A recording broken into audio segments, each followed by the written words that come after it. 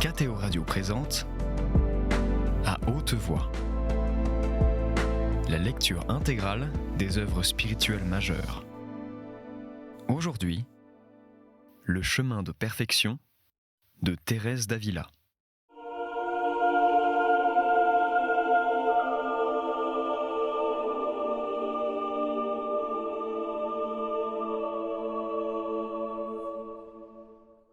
Si lorsqu'il était dans le monde, il guérissait les malades par le seul contact de ses vêtements, pouvons-nous douter qu'il n'accorde à notre foi ou des miracles ou des faveurs quelconques quand il est au-dedans de nous, quand il demeure dans notre maison?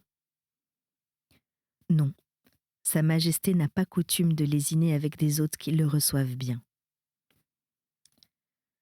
Peut-être éprouvez-vous quelque regret de ne pas le voir des yeux du corps. Vous ne songez pas que notre condition présente ne comporte pas cette vision. Autre chose, en effet, son état mortel d'autrefois, et autre chose, son état glorieux d'aujourd'hui. Qui donc, avec une pauvre nature comme la nôtre, tiendrait devant cette gloire? Le monde pourrait-il en soutenir l'éclat? Et qui voudrait rester en ce monde quand la vue de cette éternelle vérité nous montrerait à découvert le néant et le mensonge de tout ce que nous estimons ici-bas? Si ce grand Dieu nous apparaissait dans sa majesté, comment une pauvre pécheresse comme moi, qui l'est tant offensée, oserait-elle rester si près de lui? Mais sous l'apparence de ce pain, j'ose traiter avec lui, et c'est comme si le roi se déguisait pour nous convier, par ce déguisement lui-même, à négliger avec lui les égards et les respects ordinaires. Qui oserait autrement, je le répète, s'approcher de lui avec tant de tiédeur, avec tant d'indignité, avec tant d'imperfection? Oh, que nous savons peu ce que nous demandons quand nous demandons de le voir, et que sa sagesse a mieux compris nos intérêts. Malgré ce voile, il ne laisse pas de se découvrir à ceux qu'il connaît devoir tirer profit de sa présence. Et s'il ne se montre pas aux yeux du corps, il se montre à ceux de l'âme, soit par de grands sentiments intérieurs, soit de plusieurs autres manières. Demeurez de bon cœur avec lui, mes filles, et ne perdez pas cette heure qui suit la Sainte Communion. C'est le temps excellent pour négocier vos intérêts spirituels. S'il arrive que l'obéissance vous appelle ailleurs, laissez votre âme avec le divin maître.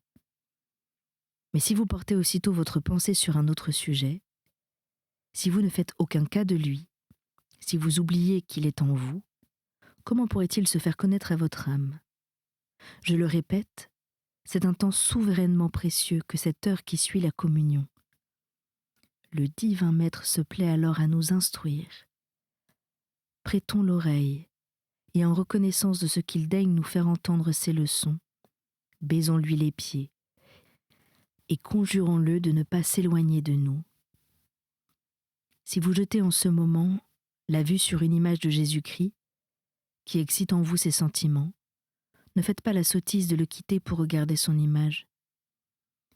C'est comme si quelqu'un possédant le portrait d'une personne qui lui est chère, et recevant sa visite, la laissait là, sans lui dire un mot, pour aller s'entretenir avec son portrait. Mais savez-vous en quel temps il est utile de recourir à un tableau de notre Seigneur? Je le fais moi-même avec un plaisir infini. C'est lorsque ce divin maître s'éloigne de nous et nous le fait sentir par beaucoup de sécheresse. Quelle consolation alors d'avoir devant les yeux l'image de celui que nous avons tant de motifs d'aimer. Je voudrais que notre vue ne pût se porter nulle part sans la rencontrer. Et quel objet plus saint, plus fait pour charmer les regards, que l'image de celui qui a tant d'amour pour nous, qui est le principe de tous les biens. Oh, malheureux sont ces hérétiques qui, par leur faute, ont perdu cette consolation et tant d'autres. Puisque Jésus-Christ lui-même est au-dedans de vous, dès que vous avez reçu la Sainte Eucharistie, fermez les yeux du corps pour ouvrir ceux de l'âme et regardez-vous au cœur. Je vous l'ai déjà dit, je vous le répète encore, je ne me lasserai point de vous le dire, si vous prenez cette habitude chaque fois que vous communiez, si vous faites en sorte de vous conserver assez pur pour qu'il vous soit permis de communier souvent, il ne se cachera pas tellement qu'il ne se révèle à votre âme d'une manière ou d'une autre et en proportion du désir que vous aurez de le voir. Et vous pouvez même le souhaiter avec une telle ardeur qu'il se découvre entièrement à vous. Mais si nous ne faisons pas cas de lui, si au moment même où nous le recevons, nous le quittons pour nous occuper de choses inférieures, que doit-il faire ? Est-ce à lui de nous en retirer par force ? De nous contraindre à le regarder pour qu'il se révèle à nous ? Non, certes. Il n'a pas tant gagné que cela à se montrer aux hommes à découvert et à leur dire clairement qui il était. Quelques-uns à peine crurent en lui. La faveur qu'il nous fait à tous, de vouloir que nous soyons assurés de sa présence dans le très saint sacrement, doit nous suffire. Quant à se montrer sans voile, quant à communiquer ses grandeurs et à prodiguer ses trésors, il ne le fait qu'à ses amis, à ceux qui l'appellent de toute l'ardeur de leur désir. Et si quelqu'un n'est pas pour notre Seigneur un ami véritable, s'il ne s'approche pas pour le recevoir en ami, après une préparation où il a mis tout son cœur, que celui-là ne l'importune pas pour obtenir qu'il se manifeste à lui. Il y en a qui prennent à peine le temps de satisfaire aux préceptes de la communion pascale, et aussitôt sortant de leur intérieur, ils se hâtent d'en faire sortir Jésus-Christ. Tel est leur attachement aux affaires, aux occupations, aux embarras du siècle, qu'il leur semble urgent d'agir et de vider leur demeure de celui qui en est le maître.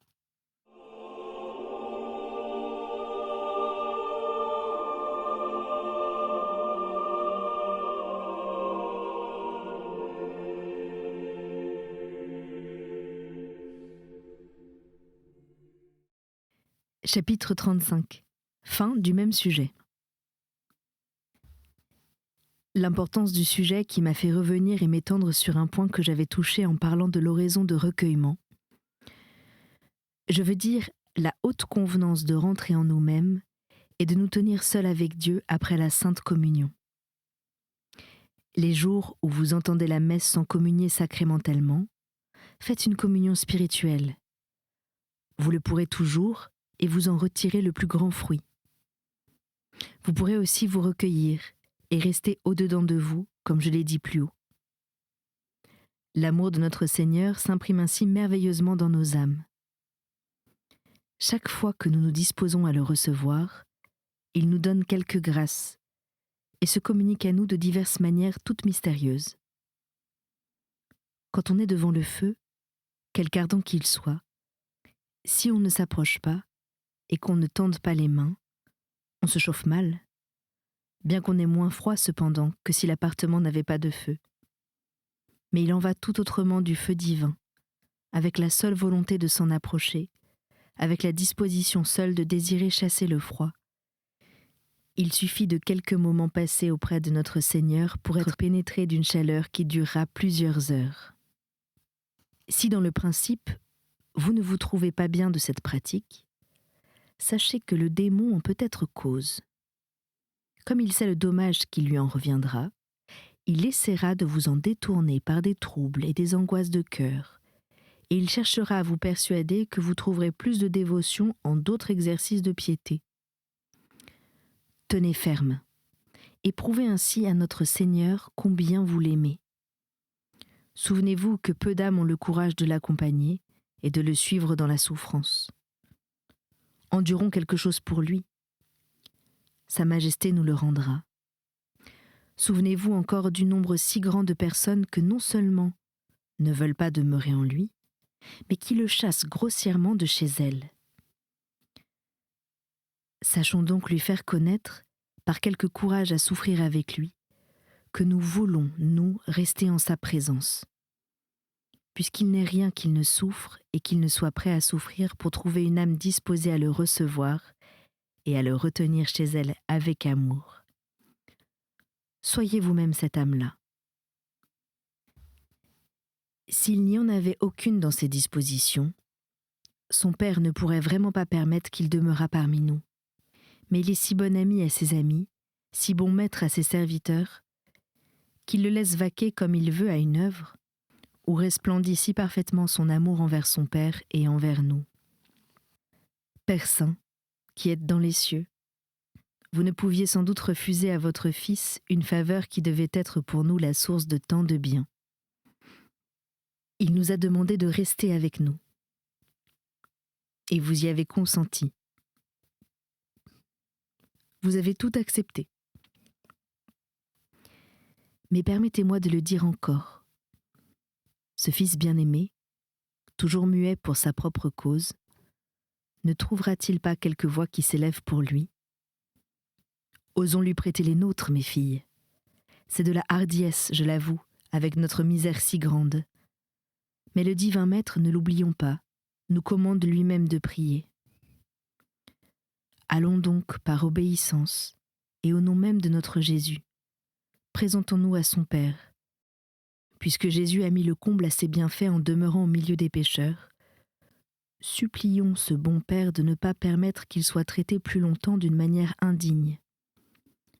Puisque Jésus nous a donné dans l'Eucharistie un si excellent moyen de l'offrir et de l'offrir encore en sacrifice, que le Père, en retour de cette offrande précieuse, mette fin aux outrages, aux profanations qui se commettent dans tous les lieux où le très saint sacrement se trouve entouré d'hérétiques.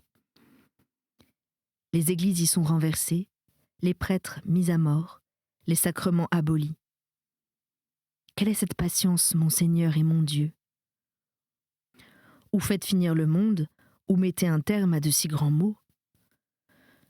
Toutes misérables que nous sommes, nos cœurs se brisent à un tel spectacle.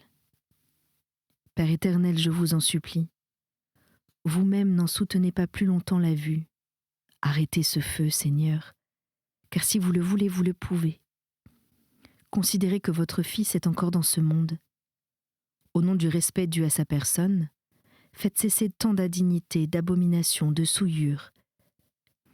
Ni sa beauté, ni son adorable pureté ne méritent qu'il se commette, dans les demeures où il habite, de pareilles profanations. Exaucez notre prière, Seigneur, non pour l'amour de nous, nous n'en sommes pas dignes, mais pour l'amour de votre Fils. Nous n'avons garde, pour le soustraire à tant d'insultes, de vous demander qu'il cesse d'être avec nous. Et que deviendrons-nous sans lui ? N'est-il ici-bas, contre toutes vos colères, le gage unique de nos espérances ? Il doit y avoir, Seigneur, un remède à ce mal. Plaise à votre majesté de l'appliquer. Ô mon Dieu, que n'ai-je le droit de vous importuner ? Que ne puis-je invoquer pour obtenir cette grâce de longs et fidèles services ? Vous les prendriez en considération, vous qui n'en laissez aucun sans récompense.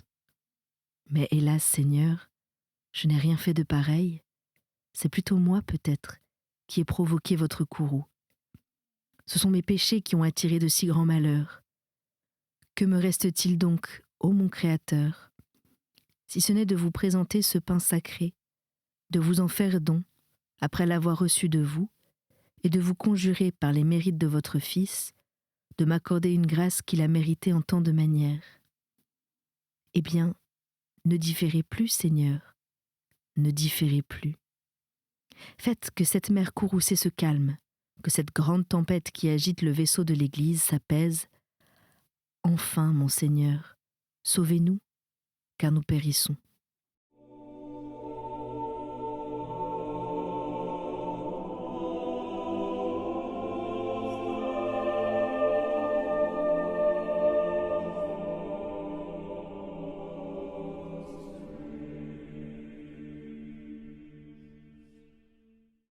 Chapitres 36 et 37. Remets-nous nos dettes. Chapitre 36. Sur ces paroles, pardonne-nous nos offenses. Notre bon Maître voit à présent que ce pain céleste nous rend, si nous n'y mettons pas de faute, tout facile, et que nous pouvons très bien procurer, comme nous l'avons dit à son Père, l'accomplissement de sa volonté en nous. Il ajoute donc à sa prière les paroles suivantes. Dimite nobis debita nostra. et demande que son Père nous pardonne comme nous pardonnons. Remarquez, mes sœurs, qu'il ne dit point « comme nous pardonnerons », afin de nous faire comprendre que celui qui vient de demander un don aussi précieux que le précédent, et qui a soumis à la volonté de Dieu sa propre volonté, doit avoir déjà pardonné. Il dit donc « comme nous pardonnons », et nous enseigne par là que celui qui dit à Dieu « fiat voluntas tua » doit avoir déjà tout pardonné, ou du moins être résolu à le faire. C'était pour les saints, vous le savez, un sujet de joie que les persécutions et les injures, parce qu'elles leur fournissaient un moyen d'offrir quelque chose à Dieu en retour de ce qu'ils lui demandaient. Mais une pauvre pécheresse comme moi, que pourra-t-elle offrir, elle qui a eu si rarement l'occasion de pardonner et qui a besoin de tant de pardon? C'est là, mes sœurs, un sujet digne de considération, qu'une grâce aussi précieuse que le pardon divin de ses fautes, qui méritait le feu éternel, dépendent d'une condition insignifiante comme le pardon que nous pouvons donner nous-mêmes, un pardon qui n'a presque pas d'objet. Ô Seigneur, c'est bien gratuitement que vous nous pardonnez, et votre miséricorde tombe tout à fait bien. Béni soyez-vous de me supporter telle qu'elle, et sans que j'aie même à remplir la condition mise par votre Fils au pardon de tous les autres. Mais d'autres peut-être me ressemblent qui ne comprennent pas cette conclusion. S'il y a de ces personnes, je les conjure en votre nom, ô mon Maître, qu'elles méprisent donc ces riens que l'on appelle injures et ces prétendus points d'honneur qui nous occupent, comme leurs maisonnettes de paille occupent les petits-enfants. Ô mon Dieu, s'il nous était donné de savoir ce que c'est que le véritable honneur et en quoi consiste sa perte. Ceci n'est pas pour nous précisément. Il serait vraiment trop malheureux que des religieuses n'eussent pas compris déjà cette vérité. Mais je pense à moi, et au temps où je faisais cas de l'honneur, sans savoir ce que c'était, me laissant comme les autres emporter par le courant. De quelle chose alors je m'offensais? Que j'en ai de honte maintenant. Je n'étais cependant pas du nombre des personnes les plus susceptibles en cette matière. Mais je me trompais sur le point capital, parce que je n'estimais pas, et je n'appréciais pas l'honneur qui est utile. J'appelle ainsi celui qui profite à l'âme. Oh, qu'il avait raison, celui qui a dit qu'honneur et profit n'allaient pas de compagnie. J'ignore s'il l'a dit dans ce sens, mais il demeure vrai au pied de la lettre que le profit de l'âme et ce que le monde appelle honneur ne peuvent jamais se trouver ensemble. En vérité, il règne dans le monde à ce sujet un renversement d'idées qui effraie. Béni soit le Seigneur qui nous en a retirés. Mais sachez, mes sœurs, que le démon ne nous oublie pas. Jusque dans les monastères, il invente des points d'honneur. Il établit des lois d'après lesquelles des religieuses montent et descendent en dignité, comme dans le siècle. Les gradués des écoles ont, paraît-il, à honorer leur degré. Celui, par exemple, qui est arrivé à professer la théologie ne peut point s'abaisser à une chaire de philosophie. Il se croirait blessé. L'honneur veut que l'on monte, sans jamais descendre. Et quand bien même l'obéissance le lui commanderait, il ne laisserait pas de voir dans cet ordre une atteinte à ses droits. D'autres prendraient parti pour lui, soutenant qu'on lui fait injure. Et le démon leur découvrirait bientôt 1000 arguments pour établir que, même d'après la loi de Dieu, cet homme a raison. De même sans doute en religion. Si une personne a été prieure, elle est inamovible et ne peut descendre à un emploi inférieur. Si une personne est plus âgée, il faut qu'on ait pour elle toutes sortes de prévenances. Pour ce dernier point, l'on y est fidèle. Souvent même, l'on s'en fait un mérite devant Dieu, parce qu'il est prescrit par la règle. En vérité, il y aurait de quoi rire s'il ne fallait en pleurer. La règle commande-t-elle donc de ne pas garder l'humilité? La règle prescrit l'ordre et les convenances. Mais moi, je ne dois pas être si jalouse à ces égards, que je tienne plus à ce point de la règle qu'à beaucoup d'autres, observés peut-être imparfaitement. Je ne dois pas faire consister toute la perfection dans ce seul point. D'autres d'ailleurs veilleront à ce qu'il soit observé, si de mon côté je n'en suis point en peine. Voici ce qu'il arrive. Toujours portés à monter, quoique ce ne soit point là le chemin du ciel, nous ne pouvons nous résoudre à descendre. Ô Seigneur, Seigneur, n'êtes-vous pas tout ensemble et notre modèle et notre maître ? Oui, sans doute. Eh bien, où avez-vous mis votre gloire ? Ô vous qui êtes notre glorificateur. L'avez-vous perdu en vous humiliant jusqu'à la mort ? Non, Seigneur. C'est par là, au contraire, que vous nous avez tous élevés. Oh, pour l'amour de Dieu, mes sœurs, ne prenons pas ce chemin-là.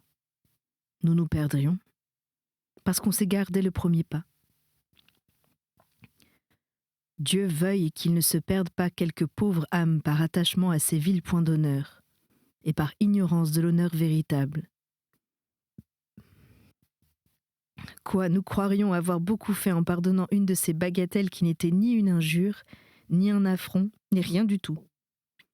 Et absolument comme si nous avions fait merveille, nous nous imaginerions que Dieu nous doit le pardon parce que nous avons pardonné. Faites-nous voir, ô mon Dieu, que nous ne nous connaissons pas nous-mêmes, que nous nous présentons devant vous les mains vides, et pardonnez-nous nos fautes par un pur effet de votre miséricorde. Mais combien Dieu apprécie donc que nous nous aimions les uns les autres. Jésus aurait pu présenter à son Père d'autres motifs. Il aurait pu lui dire « Pardonnez-nous, Seigneur, parce que nous faisons de rudes pénitences, parce que nous prions et nous jeûnons beaucoup, parce que nous avons tout abandonné pour vous. Pardonnez-nous parce que nous vous aimons d'un grand amour et que nous sommes prêts à faire pour vous le sacrifice de la vie. » Non, je le répète, il ne dit cela, ni rien de semblable, mais seulement parce que nous pardonnons. C'est qu'il a vu sans doute combien nous sommes attachés à ce misérable honneur, et que rien ne nous coûte plus que d'en faire sacrifice, mais que rien non plus n'est aussi agréable à son Père. Il a pris alors le parti de le dire dans sa prière et de l'offrir en notre nom. Remarquez bien encore une fois, mes sœurs, que, par ces paroles, comme nous pardonnons, notre Seigneur indique que c'est chose déjà faite.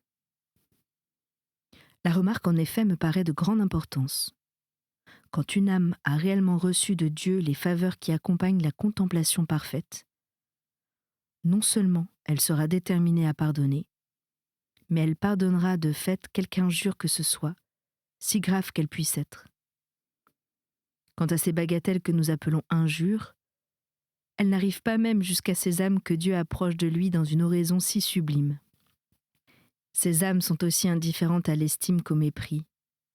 Je me trompe, l'honneur leur cause beaucoup plus de peine que le déshonneur, et le repos et les délices plus que la souffrance.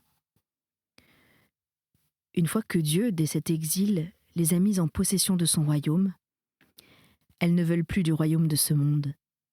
Elles savent qu'elles régneront d'une manière d'autant plus haute qu'elles auront plus d'horreur de toutes les joies du siècle. Elles connaissent déjà par expérience quel trésor elles gagnent et quel progrès elles font en souffrant pour Dieu. Aussi est-il rare que Dieu fasse goûter les délices extraordinaires de la contemplation à d'autres qu'à des âmes qui ont généreusement souffert pour son amour. Les croix des contemplatifs étant si pesantes, comme je l'ai dit plus haut, Dieu n'en charge que des âmes bien éprouvées. De telles âmes, mes sœurs, ayant une parfaite connaissance du néant du monde, ne s'arrêtent guère à rien de ce qui passe. Dans un premier moment, il est vrai, une grande injure, une croix pesante peuvent les affliger, mais elles n'ont pas plutôt commencé à les sentir que la raison vient à leur secours et dissipe toute leur peine. Que dis-je ? Elles tressaillent de joie en voyant cette occasion que Dieu leur offre d'obtenir de lui, en un jour, plus de grâce et de gloire qu'elles n'auraient pu en espérer en 10 ans de travaux, dont elles auraient elles-mêmes fait choix. Je puis affirmer que cela est fort ordinaire. J'en ai acquis la certitude par les entretiens intimes que j'ai eus avec un grand nombre de contemplatifs. On n'apprécie pas plus dans le monde l'or et les pierreries qu'ils n'apprécient eux et qu'ils ne désirent les tribulations. Ils savent que c'est par elles qu'ils doivent s'enrichir. Ces personnes sont très éloignées d'avoir en quoi que ce soit bonne opinion d'elles-mêmes. Elles sont bien aises que l'on connaisse leurs péchés et prennent même plaisir à les dire quand elles voient qu'on a pour elles de l'estime. Elles n'ont pas d'autres sentiments au sujet de leur haute naissance, parce que cette noblesse, elles le savent bien, ne les avance pas dans le royaume éternel. Peut-être se féliciterait-elle d'un nom illustre s'il devait servir à un plus grand honneur de Dieu. Hors ce cas, elles souffrent d'être estimées plus qu'elles ne valent, et ce n'est point avec peine, mais avec plaisir, qu'elles détrompent ceux qu'elles ont d'elles une opinion trop favorable. Qu'elles détrompent ceux qui ont d'elles une opinion trop favorable. Telles sont enfin, et telles doivent être les âmes à qui Dieu fait cette grâce d'amour et d'humilité, que si l'honneur de Dieu doit y gagner, elles s'oublient elles-mêmes absolument. Elles ne comprennent plus qu'on s'offense de rien, ou qu'on puisse se croire injurié. À la vérité, ces grands effets ne se rencontrent que dans les âmes déjà arrivées à une haute perfection, et auxquelles notre Seigneur fait habituellement la grâce de les approcher de lui par la contemplation parfaite. Mais quant au premier point, qui est de se résoudre à souffrir des injures, quoiqu'on ressente de la peine, j'estime que celui que Dieu élève jusqu'à l'union obtient en peu de temps ce bonheur. S'il ne l'obtient pas, si par l'oraison il ne se sent pas affermi dans cette résolution, il a sujet de croire que ce qu'il prenait pour une faveur de Dieu n'est qu'une illusion de l'esprit de ténèbres qui le flatte et veut le persuader de son mérite. Il peut néanmoins arriver que lorsque Dieu ne fait que commencer à donner ses grâces, l'âme ne possède pas encore cette force dont je parle. Mais je dis que s'il continue à la favoriser, elle acquerra cette force en peu de temps, sinon dans les autres vertus, au moins dans celle de pardonner les offenses. Non, je ne puis le croire. Une âme qui approche ainsi de celui qui est la miséricorde même, qui voit à cette lumière ce qu'elle est et ce que Dieu lui a pardonné, ne peut pas ne pas pardonner sur le champ et refuser une véritable affection à celui qui l'a offensé. En voici la raison. Cette âme, ayant devant les yeux les grâces que Dieu lui a faites, y voit de telles preuves de l'amour divin qu'elle est heureuse des occasions de rendre amour pour amour. Je le répète, je connais plusieurs personnes que Dieu élève en des états surnaturels et à l'oraison ou contemplation dont j'ai parlé. Mais quoique je remarque en elles d'autres imperfections et d'autres défauts, jamais je ne les ai vues faillir le moins du monde en ce qui regarde le pardon des offenses, et je ne crois pas que cela puisse arriver. Si ces faveurs viennent véritablement de Dieu, celui donc qui reçoit de pareilles grâces, et de plus grandes encore, doit observer si les progrès de ses vertus sont correspondants. S'il ne le constate point, il y a un très grand sujet de craindre, il doit croire que ces consolations ne viennent point de Dieu, qui ne manque jamais, lui, d'enrichir l'âme qu'il visite. Voici qui est sûr, les faveurs et les délices durent peu, mais le passage de Dieu et les effets qui en restent dans l'âme se font vite connaître. Ainsi, comme notre divin Sauveur sait que le résultat de ces faveurs est le pardon des offenses, il ne craint pas de nous faire dire en termes exprès à son Père et que nous pardonnons à ceux qui nous ont offensés. C'était À Haute Voix, une émission de KTO Radio. Aujourd'hui, Le chemin de perfection de Thérèse d'Avila. Lecture, Anne-Céline Pellarini. Captation et réalisation, Aymeric Plouinec et Thibaut Dagalier. Une émission disponible en podcast sur ktoradio.com et sur l'application KTO Radio.